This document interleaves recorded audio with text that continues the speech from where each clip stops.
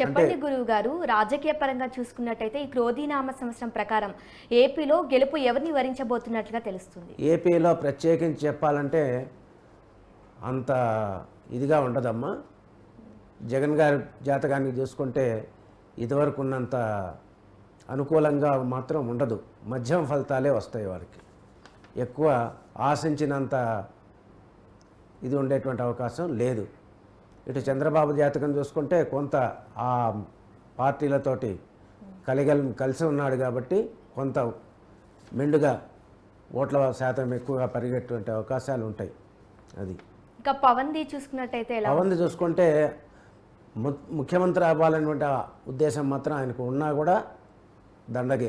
ఎందుకంటే ముఖ్యమంత్రి అయ్యేటువంటి అవకాశాలు ఆయనకు అసలు ఉండవు. ఎందుకంటే పరిపాలించేటువంటి దక్షత లేదు ముందు. అందుకని పవన్ కొంచెం ఇబ్బంది అవుతుంది.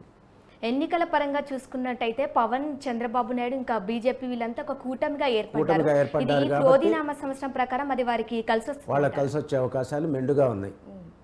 90% వాళ్లకు మెండుగా ఉంటుంది.